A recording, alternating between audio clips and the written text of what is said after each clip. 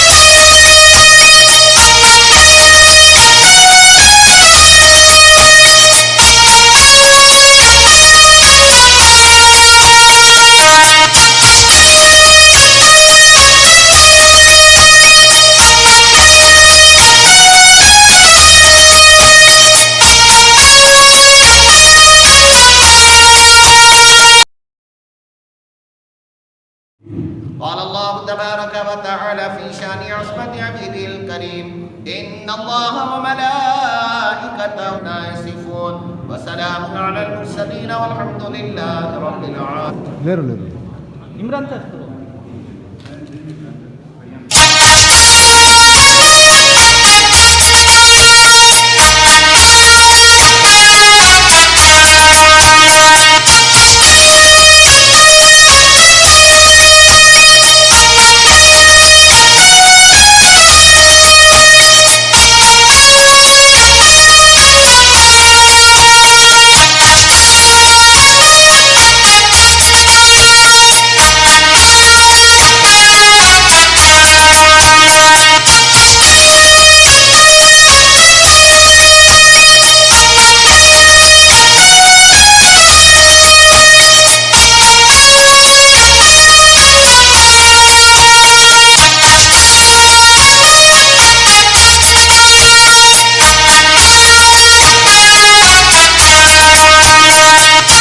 मेरी पूरी कोशिश रहेगी और उसी के मद्देनज़र यहाँ जब हमारे नए चेयरमैन ने स्टेट चेयरमैन ने कल चार्ज लिया है तो उसमें इसीलिए मैं आया। इससे पहले आपको इस तरह की रवायत कभी देखने को नहीं मिली है। मैं इसीलिए आया कि लोगों में बेदारी आए और लोग अपनी हिस्सेदारी, अपने हक को समझदारी से मांगना शुरू करें। दूसरी बात, ये दयार टीपू का दयार है, ये मेरे लिए नया नहीं है। मैं तो ये मानता हूँ कि मुझे इतनी बड़ी जिम्मेदारी, इतना बड़ा ओहदा मिला है, नेशनल चेयरमैन मुझे पार्टी ने बनाया है, तो कहीं ना कहीं इस दयार की दुआओं का भी सदका है। तो मैं वो हक अदा करने के लिए, अपना फ़र्ज़ अदा करने के लिए, हैरिस साहब ने जब मुझे दावत दी कन्वेंशन में आने के लिए, तो मैंने पहले ही कहा था कि उसमें आइस ले रहा हूँ क्योंकि मुझे श्रीरंगपटना पहुँचना है और दयारे टीपू में हाज़िरी लगानी है, इसलिए मैं उस प्रोग्राम में भी आकर के शामिल हो लूँगा। तो मैं बहुत खुश हूँ कि मैं उस सरज़मीन तक आया हूँ जिसने पूरे हिंदुस्तान नहीं बल्कि पूरी दुनिया को मुल्क पर शहीद हो जाने का एक पैगाम दिया है। हज़रत टीपू सुल्तान रहमतुल्लाह अलैह की जो सरज़मीन है वो यहाँ आराम फरमा है और उनके आसपास आ करके अपने अंदर वतन परस्ती का एक ऐसा जज्बा पैदा होता है, पूरे समाज के लिए, पूरी इंसानियत के लिए कुछ ऐसा करने का जज्बा पैदा होता है जो आपको आगे बढ़ने के लिए एक मौका देता है। तो मैं बहुत खुशनसीब हूँ कि मैं उस दयार में खड़ा होकर के आपसे गुफ्तगू कर रहा हूँ, अभी यहाँ लोगों से मुलाकात कर रहा हूँ। देखिए, कांग्रेस पार्टी आपको ये आज़ादी देती है कि आप सियासतदान के अलावा अगर शायर हैं, अगर अदीब हैं, अगर राइटर हैं, आप सहाफ़ी हैं, तो आप अपने हुनर, अपने पेशे के साथ सियासत कर सकते हैं। भाजपा आपको ये आज़ादी नहीं देती। वो अगर आपने बतौर राइटर कुछ लिखा है तो वो उसका जवाब आपसे बहस में, अदबी बहस में नहीं मांगती है, वो टीवी चैनलों के डिबेट में बैठ करके सियासी तौर पर आपसे जवाब मांगती है। ये भाजपा का एक ट्रेंड है। कांग्रेस आपको ये लिबर्टी देती है। कांग्रेस पार्टी ने कभी मुझे मना नहीं किया कि आप शायरी में जिन मुद्दों पे बात करते थे अब उसे मत करिए, क्योंकि अब आप एक नेशनल चेयरमैन है। कभी मुझे नहीं मना किया। इवन मुझे राहुल जी कहते हैं कि तुम अपनी शायरी के साथ इंसाफ करते रहना, अगर अपने हुनर के साथ इंसाफ करोगे तभी आवाम के साथ इंसाफ कर पाओगे। तो ये कांग्रेस आज़ादी देती है। कांग्रेस इस तरह का कभी कोई ट्रेंड नहीं सेट करना चाहती। कांग्रेस इस मुल्क में जमहूरियत और आइन को बचाने की लड़ाई लड़ रही है, सिर्फ और सिर्फ। और जब जमहूरियत बचेगी तो इस मुल्क में हर बिरादरी, हर मजहब का इंसान बचेगा, क्योंकि जमहूरियत और आइन ही आपको ये आज़ादी देती है कि सब बराबर हैं, सबको बराबर हक मिलता है इस मुल्क में। सबसे पहली बात तो मुसलमानों को नुमाइंदगी नहीं दी, ये सवाल ही बड़ा बेईमानी सा है।